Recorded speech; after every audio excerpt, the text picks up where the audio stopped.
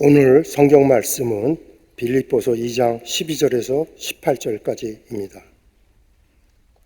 그러므로 나의 사랑하는 자들아, 너희가 나 있을 때뿐 아니라 더욱 지금 나 없을 때에도 항상 복종하여 두렵고 떨림으로 너희 구원을 이루라. 너희 안에서 행하시는 이는 하나님이시니 자기의 기쁘신 뜻을 위하여 너희에게 소원을 두고 행하게 하시나니 모든 일을 원망과 시비가 없이 하라. 이는 너희가 흠이 없고 순전하여 어그러지고 거스르는 세대 가운데서 하나님의 흠없는 자녀로 세상에서 그들 가운데 빛들로 나타내며 생명의 말씀을 밝혀 나의 다름질이 헛되지 아니하고 수고도 헛되지 아니하므로 그리스도의 날에 내가 자랑할 것이 있게 하려 함이라. 만일 너희 믿음의 제물과 성김 위에 내가 나를 전제로 드릴지라도 나는 기뻐하고 너희 무리와 함께 기뻐하리니 이와 같이 너희도 기뻐하고 나와 함께 기뻐하라. 아멘.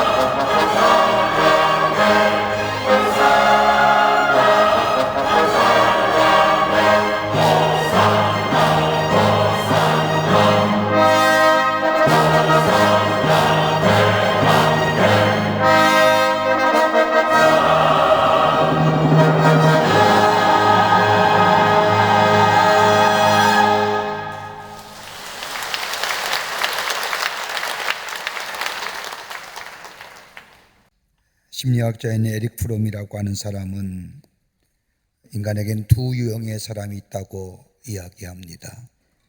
하나는 죽음을 지향하는 인간, 또 한 부류는 생명을 지향하는 인간이라는 겁니다. 인간의 모든 것이 죽음을 지향합니다. 어쩌면 이 땅에 태어나면서부터 우리네 인간은 죽음을 향하여, 죽음이라고 하는 종착점을 향하여 달려가는 존재일지도 모릅니다. 그런데 우리의 인생이 죽음만을 지향한다고 한다면 이것만큼 절망적인 인생은 없을 겁니다. 여러분, 죽음을 우리가 흔히들 마지막이라고 하지 않습니까? 마지막이라는 의미가 어떤 의미가 있을까요? 또 다른 기회가 없다라는 겁니다. 다시라고 하는 것이 그의 삶 가운데 없다라는 겁니다. 그러게 죽음을 절망이요 좌절이라고 부르는 이유가 여기에 있습니다. 더 이상 기회가 없기 때문입니다. 그러나 생명을 지향하면 환경과 여건이 어려우면 어려울수록 생명의 소중함과 생명의 사랑함을 갖게 됩니다. 왜요? 하나밖에 없는 거기 때문에요. 하나밖에 없는 생명이기 때문에 우리가 흔히 말하는 것처럼 인생에는 연습이라는 것이 없기에 하나밖에 없는 생명, 이 생명의 소중함을 알기에 귀하게 여기고 사랑하게 됩니다. 환경의 여건이 어려우면 어려울수록 생명하는 사람, 생명지향적인 인간, 더더욱 굳세 믿음 안에서 그 생명을 가지려고 노력하며 애쓰며 나아가게 됩니다.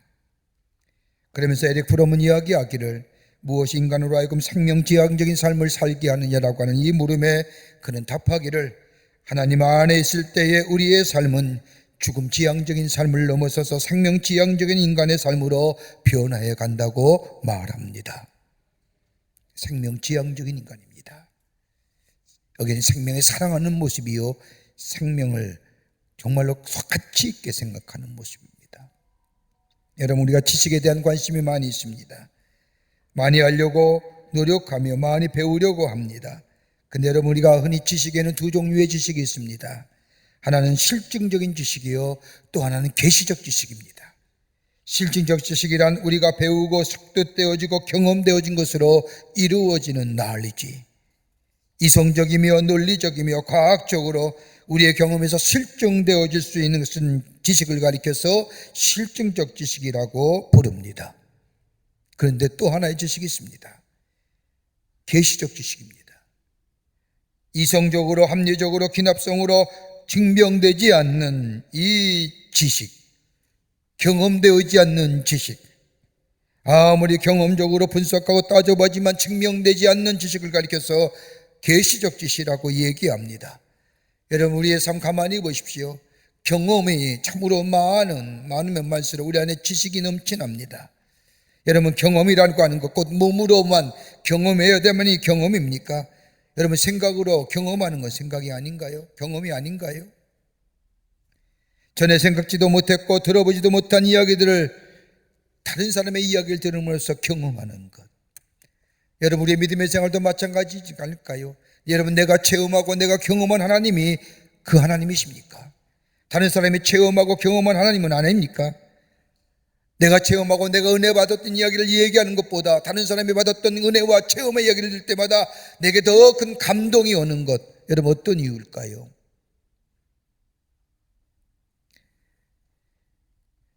여러분, 이 계시적 사건, 이 계시적 사건을 받아들이고 소화할 때에 거기에 창의적인 역사가 일어나며 창조성이 만들어집니다. 이 계시적 지식, 영감을 받아들이지 못하면 거기에 창조성과 창의성이 나타나지 않습니다. 여러분, 근데 이 계시적 사건을, 계시적 지식을 받아들이지 못하게 하는 마음이 있습니다. 이런 마음은 우리 안에 계시적 사건을 받아들이지 못할 뿐만 아니라 여기로 일어나는 창의성과 창조성을 거부합니다. 그 첫 번째 마음이 어떤 마음이냐? 자기 비하의 마음입니다. 비탄의 마음이라고 할 것입니다. 자기를 비하하는 마음, 여러분, 이것은 겸손이라는 마음과는 전혀 다른 마음입니다. 겸손의 마음은 긍정의 마음이라고 한다면 이 자기 비하의 마음은 부정의 마음입니다. 나는 쓸모없는 사람이야. 예전에 내가 과거에 실패했어. 난 더 이상 할 일이 없어라고 하며 스스로 비하하는 인생. 자기 자신에게 지나칠 정도로 비관적인 사람에게는 계시적 지식인 이 영감, 인스피레이션이 나타나질 않습니다. 자기 자신을 포기한 사람은 영감이 있을 수 없고 거기에 창의적이고 창조성의 역사가 사라집니다. 또 하나 있다고 한다면 분노의 마음입니다. 스스로 파괴하는 마음입니다. 여러분, 우리가 인생을 살려보면 분하기도 하며 억울한 일 당하기도 합니다. 그런데 이 억울함과 이 분한으로 인하여 우리 마음속에 생기는 이 감정, 분노의 감정, 여러분, 이거 제어하지 못하면 자기를 파괴하게 만듭니다. 여러분, 이 감정에서 헤어나지 못하면 우리 마음에 시기가 생기고 질투가 생기고 미움이 생깁니다. 이 시기와 질투와 미움으로 가득 찬 곳에서는 새로운 생각을 받아들일 여지가 없습니다. 이런 마음을 소유한 사람에게는 영감이 떠오르지 않습니다. 계시적 사건 지식이 임하지 않는다는 겁니다. 마음의 분노에 쌓여 스스로 자기를 파괴하는 사람, 이것을 넘어서게 될 때에 우리 안에 영감이, 여기에 창의적이고 계시적인 지식이 우리 가운데 임하게 됩니다. 또 하나 있다고 한다면 나태입니다. 나태가 계시적 지식을 거부합니다. 거부하기에 우리 안에 창의성을 거절합니다. 나태는 게으름입니다. 여러분, 나태한 사람과는 창의와 영감은 거리가 멉니다. 부지런해야 됩니다. 신앙적으로, 인격적으로, 더 나아가 도덕적으로 부지런해야 합니다. 이런 사람에게 계시적 지식과 더불어 영감이 있어지게 됩니다. 우리 내면에 자리 잡고 있는 자기 비하의 마음, 자기 파괴의 마음, 이 게으름, 여러분 어떻게 다스릴 수 있을까요? 어떻게 이거 넘어설 수 있을까요? 세상을 살면서 가장 힘든 일이 있다고 한다면 우리의 마음을 다스리는 일일 겁니다.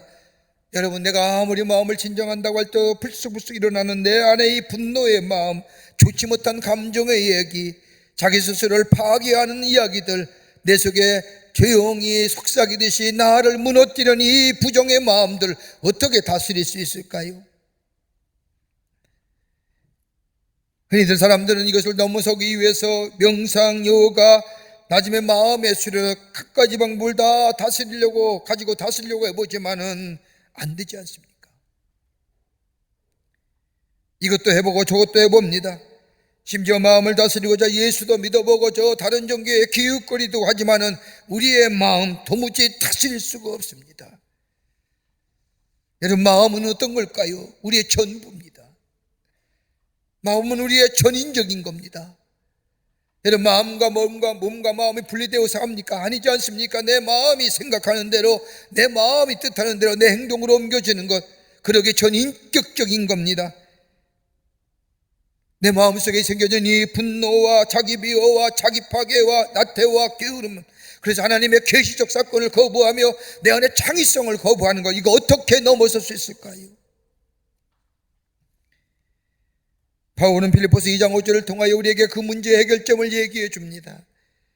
빌립보서 2장 5절의 말씀을 보면 너희 안에 이 마음을 품으라 곧 그리스도 예수의 마음이니 그는 그분 하나님과 본체시나 하나님과 동등됨을 취할 것으로 여기지 아니하시고 인간을 몸에 묻으시고 이 땅에 오셨느니라.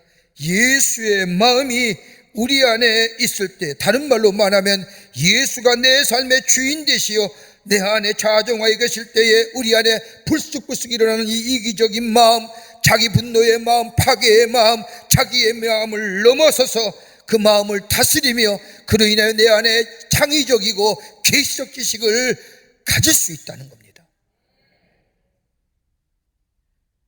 여러분, 예수님이 우리의 삶의 주인 되실 때에 겸손할 수 있습니다. 예수님이 우리 마음의 주인 되어주시면 예수님과 함께 새로운 미래를 열어갈 수가 있습니다.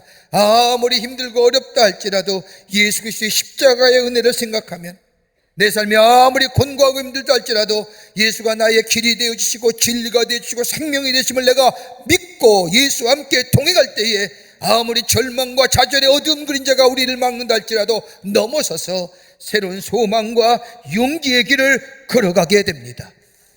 예수가 우리와 함께 계시면 우리는 새로운 용기의 사람이 되는 겁니다.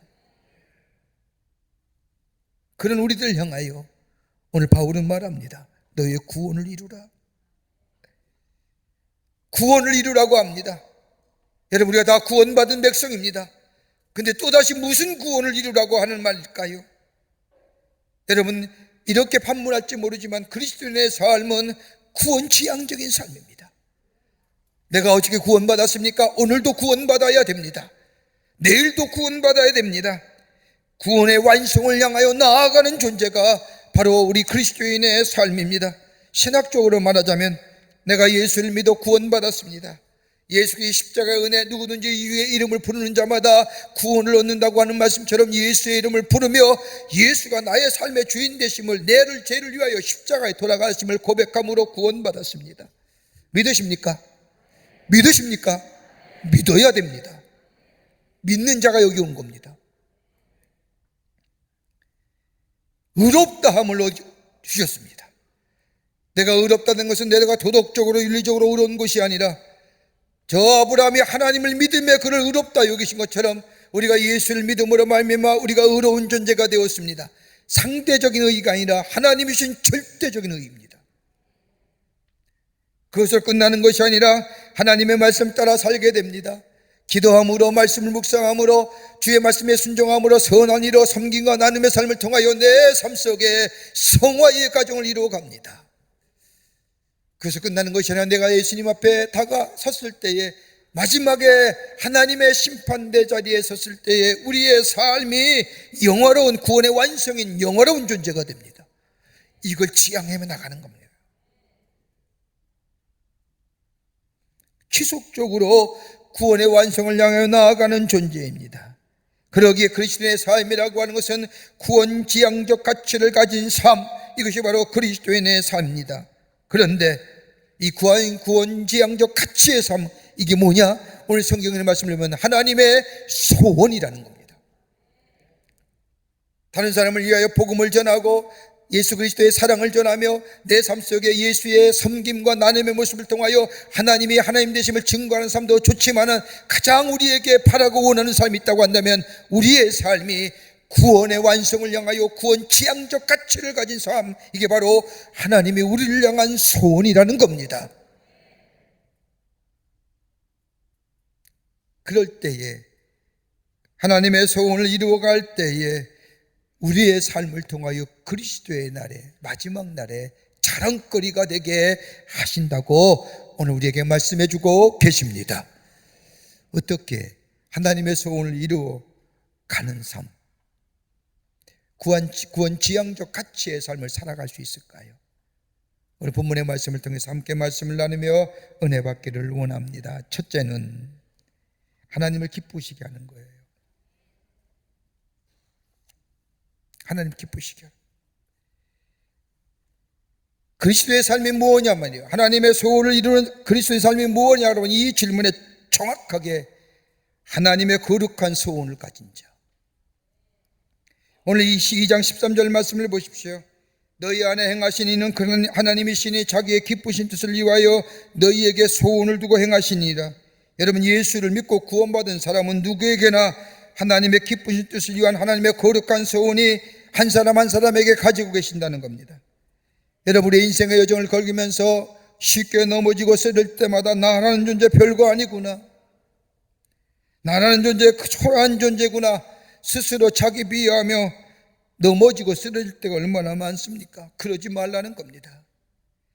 하나님은 한 사람 한 사람에게, 당신에 의해서 부르심 받은 한 사람 한 사람에게 거룩한 소원을 가지고 계신 하나님이시라는 겁니다. 그러기에 이사야서 49장 16절 말씀을 보면 나는 내 이름을 내 손바닥에 새겼고라고 얘기합니다.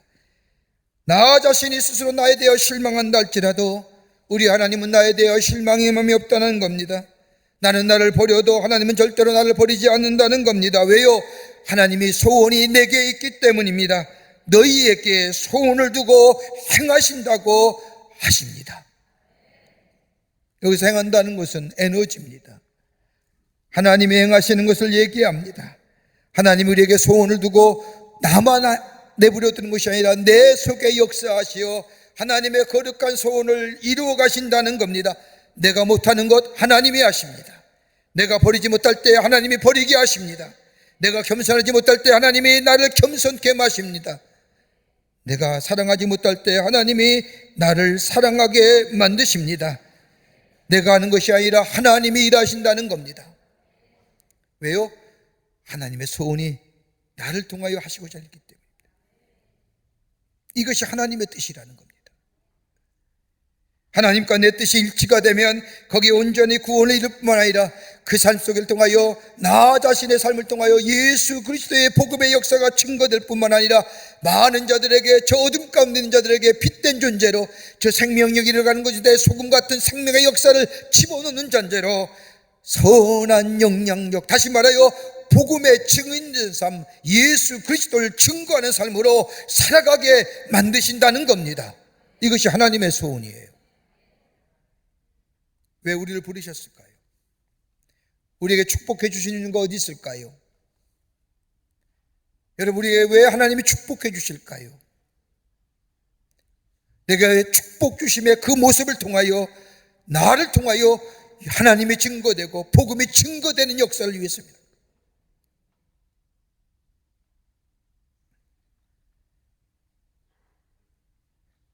만유인력의 법칙을 발견했던 아인슈타인이라고 하는 과학자, 만일 그가 마지막에 좀 일찍 예수를 영접하고 예수 믿는 사람이 됐다면 저 우주의 귀한 법칙을 가지고 귀한 말씀들을 많이 이야기했을 터인데, 그가 말년에 예수를 영접하고 전도자의 삶을 살 때에 그는 귀한 글 하나를 썼습니다. 그의 글에 의하면 이런 겁니다. 우주에는 힘이 있다는 겁니다. 우주에는 보이지 않는 에너지가 있다는 겁니다. 그 보이지 않는 에너지 속에 도덕성이 자리 잡고 윤리성이 자리 잡고 있다는 겁니다. 그 보이지 않는 에너지의 힘과 직선상에 일치하게 살면 거기에 건강도, 거기에 성공도, 거기에 행복도 있는데, 일직선상에서 벗어나게 되면 그 인생은 실패한 인생입니다.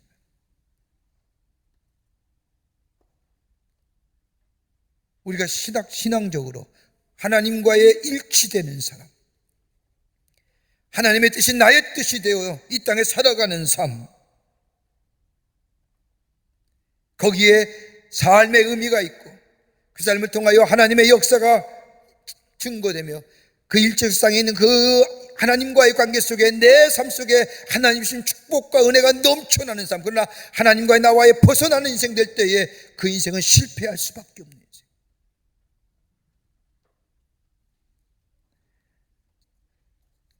하나님과 함께함으로 하나님이 주신 축복이 내 안에 이루어 하나님의 널리 증거되어지는 삶, 이 소원이 우리 안에 피부로 체험되고 경험되고 영적으로 감지할 수 있어야 됩니다.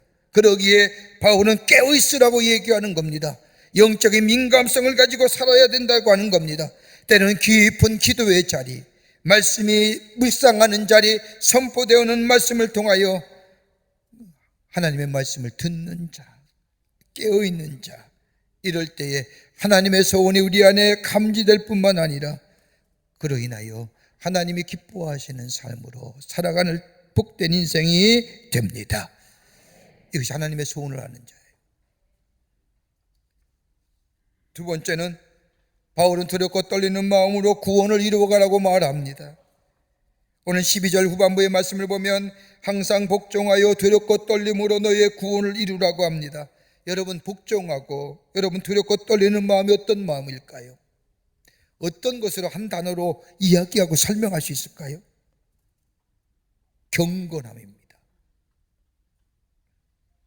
경건함이란 구별되는 겁니다.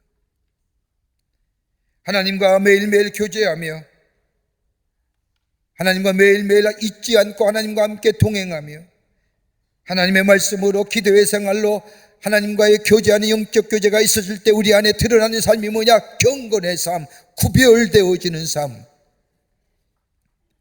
여러분, 영적 교제함이 있을 때 우리 안에 경건함이 있고 구별됨이 나타나게 됩니다.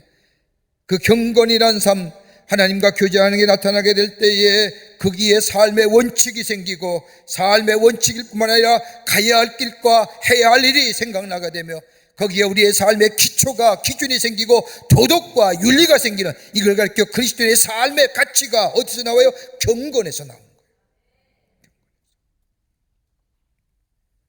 주님과 깊이 교제하는 겁니다. 이걸 떠나게 될 때에 세상의 가치고 세상의 기준으로 사는 겁니다. 이것이 없기에 그리스도인 알면서도 하나님 나라의 법칙과 하나님 나라의 관계성 속에 둬지는 그 그리스도인의 윤리와 도덕을 저버리고 세상의 가치와 세상 기준으로 살아가니까 뭐예요? 구별되지 않는 거예요. 예수 믿는 사람 다 똑같구나, 이 얘기 듣는 거예요.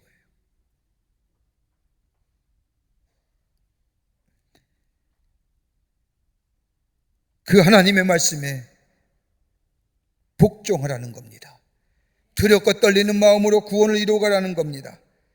여러분, 복종이라고 하면 자기가 무시되거나 자신의 존재감이 사라지는 것처럼 생각하는데, 여러분, 순종이라는 것은 스스로 자발적으로 자의적으로 한다고 한다면, 복종은 타에 의해서 강압적으로라도 하게 만드는 것이 복종입니다. 근데 여러분, 순종과 복종이 가져주는 유익성이 뭘까요? 뭐 저항도 있어야 되고 불의한 것에 대해서 대항도 하지만 가져다 유익함이 있어요. 순종하면요. 뭐요? 안전입니다. 또 하나 생명이 보존되는 거예요.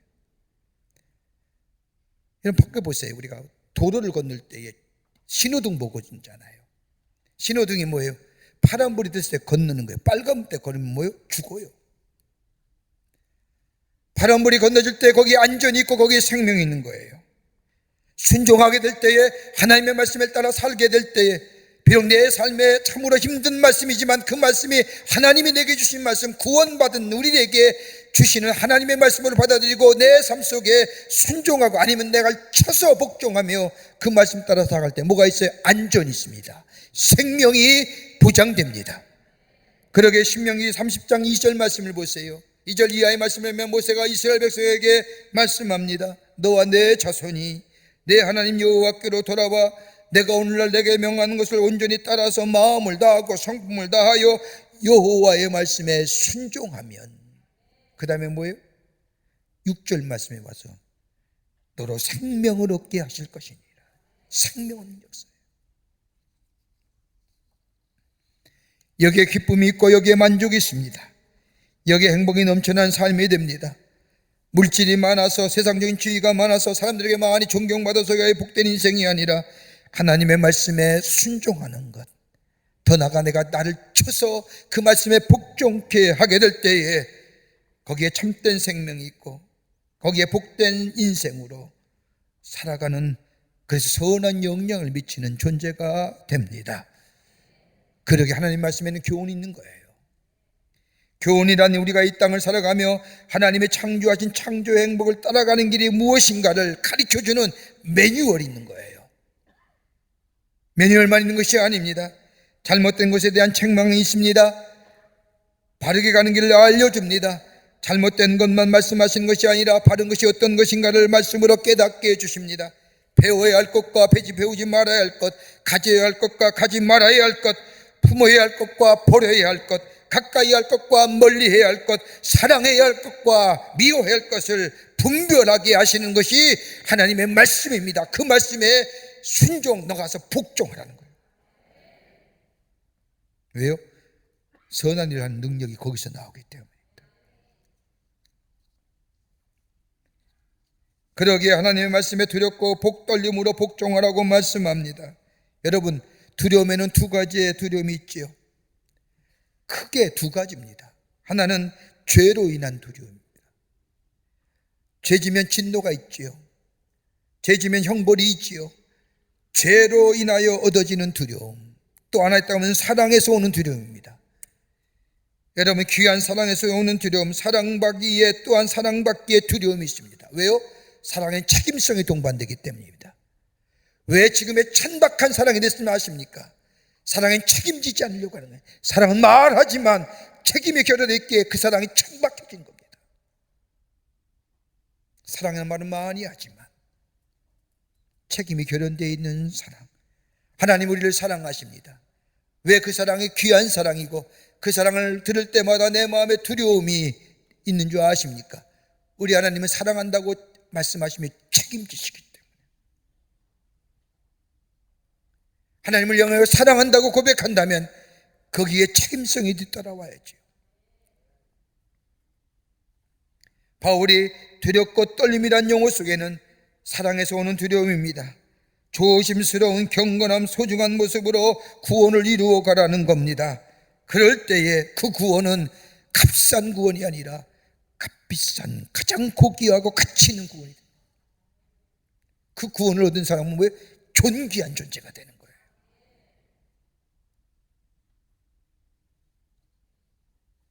미국에 정착했던 초기 이민자들에게는 자기들이 싫어하는 사람들에 대한 고유한 대응 방식이 있다고 합니다. 유서가 깊은 도시나 섬에 가보면 교회나 마을 중심에 꼭 공동묘지가 있습니다.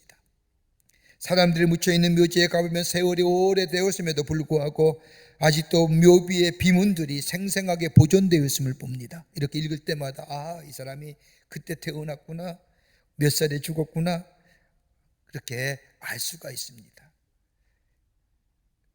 그래서 그것을 방문한 사람들은 죽은 사람들의 묘비를 보면서 그의 일생을 헤아릴 수가 있지요. 그런데 보통 이들의 묘비를 보면 보통 바람 부는 반대 방향으로 세워졌습니다. 반대 방향에 세워짐으로 인해서 글씨들이 바다의 바람이나 광풍이나 오랜 모래바람으로부터 마찰로부터 보호할 수 있게 하여 오랫동안 사람들로 하여금 기억되게 하는 겁니다. 그런데 죽은 사람, 다른 사람으로부터 미움을 받았으면 그 묘비는 바람 부는 방향으로 그 묘비가 세워집니다. 그러면 세월이 흐름으로써 비바람과 풍광과 모래바람에 그 묘비의 비문들이 하나씩 사라져가는 겁니다. 후대 사람들은 거기 와도 그 사람이 누군지 아무도 모릅니다. 흔적 없이 사라진 겁니다. 이 세상에 전혀 살지 않았던 존재, 아무것도 아닌 것처럼 지워져리고 만납니다. 죽으니 아무도 생각해 주지 않는 인생. 여러분, 이것처럼 끔찍한 일은 없을 거예요. 하나님이 나를 새롭게 해주셨습니다. 하나님의 사랑이 나를 새로운 존재로 만들어 주셨습니다. 나를 버리지 아니하시고 내게 소원을 두십니다. 그 소원, 내 안에 그 소원을 가지고 하나님 나라의 백성으로서의 그 소원을 이루어드리는 삶. 어디요? 하나님의 말씀에 나를 쳐서 복종해 하여 그 말씀 따라 살게 될 때 내 안에 예수 그리스도가 증거됨으로 복음의 확장성이 이루어지고, 그러하여 내가 복음에 증인된 삶을 살아갈 때 이것이 바로 하나님을 기쁘시게 하는 나사요, 하나님의 소원을 가진 자의 삶이요 그리스도의 나라의 자랑이 된다는 겁니다.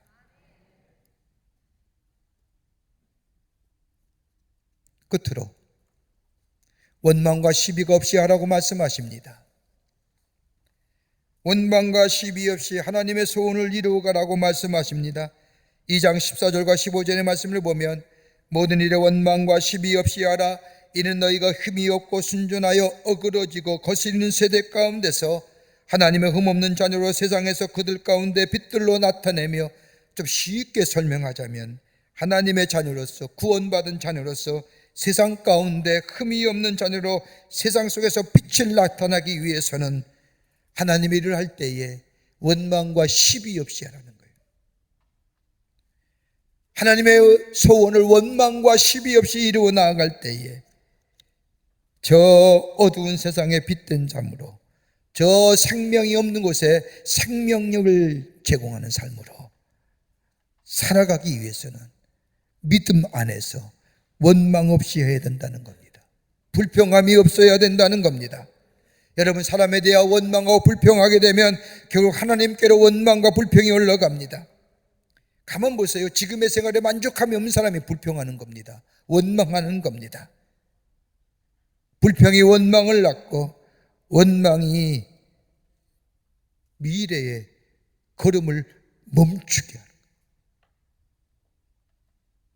여러분, 이것이요 우리에게 일상화되면 습관화돼요. 습관화가 문화가 돼요. 문화가 제도가 되는 거예요. 부정적인 게 되는 거예요.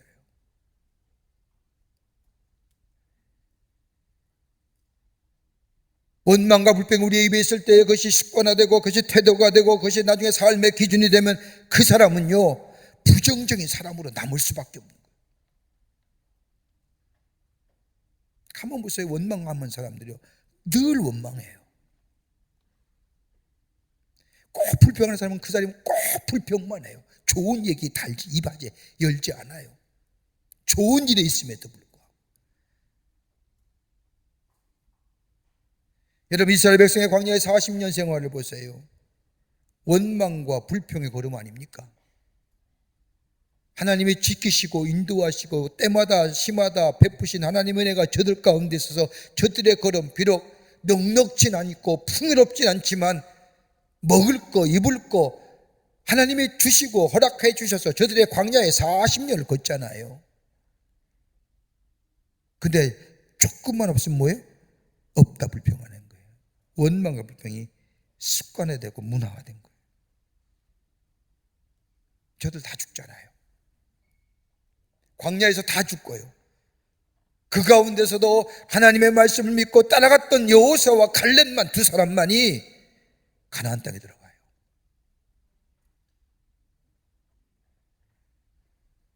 원망의 죄가 무섭습니다. 주의 일을 할 때 원망하는 거 아닙니다. 하나님의 거룩한 소원을 이루기 위해서는 우리에게 원망이란 이 부정적인 단어가 사라져야 됩니다. 또 하나 있다고 한다면 하나님의 소원을 이루기 위해서 그리스도의 날에 자랑이 있기 위해서는 내 하는 일에, 지금의 복음 증거하는 일에, 내 삶을 통하여 하나님의 하나님 되심을 증거하는 일에 시비 없이 하라는 겁니다. 시비 없이가 뭐예요? 이기적인 생각이에요. 자기중심의 생각이에요. 이기적이고 자기중심의 삶에는 시비가 나타나요. 예수님이 십자가를 지실 즈음에 예수님이 예루살렘에 올라간다고 하자 예수님의 제자들이 앉아서 예수님이 예루살렘에 올라가면 누가 우편에 누가 좌편에 앉느냐 시비 걸잖아요. 시비가 일어나잖아요. 여러분, 시비의 중심에는 이기적이고 자기중심적인 마음이에요. 이 말을 듣고 있던 예수님께서 물어보시지 않습니까? 너희들 가운데 나의 마시려는 잔을 너희가 마실 수 있겠느냐라고 묻자 그 가운데 누가 얘기해? 야고보가 내가 마시겠습니다. 여러분, 성경에 말씀에 최초의 예수님의 제자 최초의 순교자가 누굴까요? 야고보예요. 사도행전 13장에 나오잖아요. 원망과 시비 없이 하라는 것은 하나님을 먼저 생각하라는 거예요. 하나님의 뜻을 먼저 생각하라는 거예요. 하나님의 일을 할 때 원망과 시비 있는 때마다 하나님의 뜻, 하나님의 원하시는 소원, 하나님의 원하시는 일, 하나님의 소원을 먼저 생각하라는 거예요. 나를 새롭게 하시고 나를 새로운 존재로 삼으실 뿐만 아니라 내게 사명 주시고 나로 하여금 하나님의 소원을 주시어 그 뜻을 이루어가게 하시며 나로 하여금 이 어두운 세상에 구별된 존재로 빛이 나게 된 존재로 하나님의 뜻을 나타내는 존재로 하나님의 소원을 이루어가게 하는 존재로 나를 부르신 것을 생각하며 살아가라는 거예요. 원망과 시비가 없는 거예요.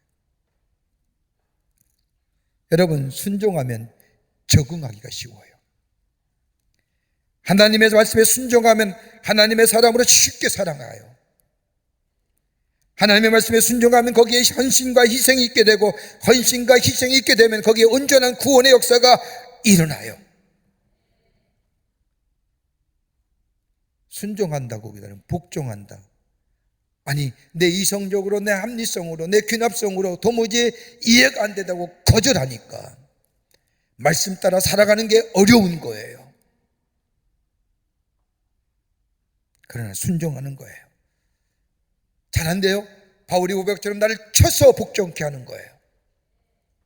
그럴 때 우리 안에 구원의 역사가 일어나는 거예요.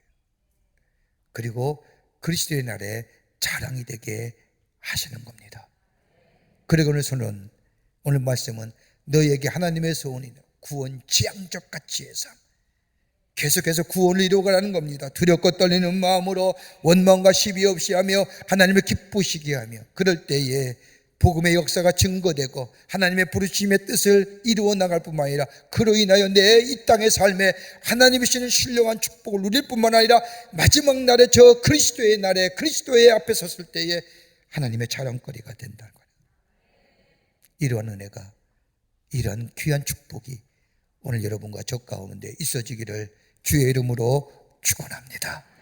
지금은 우리 주 예수 그리스도의 크신 은혜와 하나님 아버지의 한량없으신 사랑하심과 성령님의 교통하심과 교제하심과 임재하심이 거룩한 주의 날 주의 전을 나와 마음과 정성을 모아 하나님 앞에 예배하며 주의 주신 말씀 가슴에 새기고 저 세상에 나가 하나님의 소원을 이루어 그리스도의 날에 자랑되게 하는 삶 살기로 결단하며 성전에 물러서는 우리 모든 광림의 권속들과 영상을 통하여 예배에 참여한 모든 이들 위해 주께서 지금으로부터 영원토록 함께 하시기를 간절히 축원하옵나이다. 아멘. 좋으신